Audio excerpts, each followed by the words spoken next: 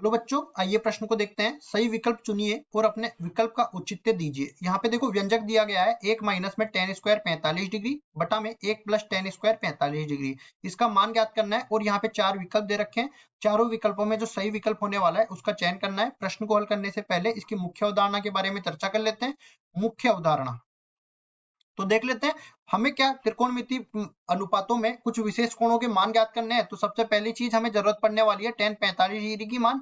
तो tan 45 degree किसके बराबर होता है? sin 45 डिग्री बटा में cos 45 डिग्री के बराबर होता है। sin 45 डिग्री का मान होता है 1 बटा वर्गमूल 2 के बराबर और नीचे वाला भी 1 बटा वर्गमूल 2 के बराबर, कुल मिला के 1 के बराबर बन जाएगा। अब इसी तरह हमें tan 90 डिग्री की भी जरूरत पड़ने वाली है। तो tan 90 डिग्री किसके बराबर होता है? sin 90 डिग्री बटा में cos 90 डिग्री के बराबर होगा। तो ये अपने पास देखो sin 90 डिग्री का मान 1 होता है, ये 0 होता है। कुल मिला के ये अपना अपरिभाषित बन जाएगा। इसका मान कभी हम लोग ज्ञात नहीं कर सकते, अपरिभाषित।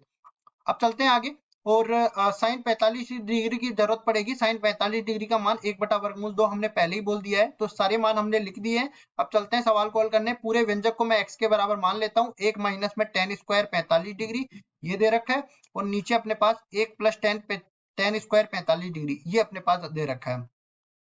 इसको आगे हल कर लेते हैं। तो यहाँ से देखिए 1 माइनस में ये tan 45 डिग्री का मान 1 का है, तो 1 का वर्ग हो जाएगा और नीचे भी देख लेते हैं 1 प्लस 1 का वर्ग हो जाएगा। अब आगे देखो 1 का वर्ग 1 के बराबर होता है, तो 1 माइनस 1 और नीचे 1 प्लस 1। ऊपर तो बन गया 0, नीचे बन गया 2। 0 में किसी भी संख्या का भाग देंगे तो ये 0 के बराबर आएगा, तो व्यंजक का मान आ गया 0 के बराबर। अब देखिए यहाँ पे ये tan 90 डिग्री अपरिभाषित होता है, तो ये विकल्प गलत। एक अपने के पास 0 आया है, तो ये विकल्प गलत। sin 45 डिग्री 1 बटा वर्गमूल 2 के बराबर होता है, तो ये विकल्प गलत। और डी विकल्प में 0 दे रखा है, तो ये विकल्प सही हो जाएगा और यही हमारा उत्तर है। आशा करता हूँ ये सवाल आपको समझ में आया होगा। धन्यवाद।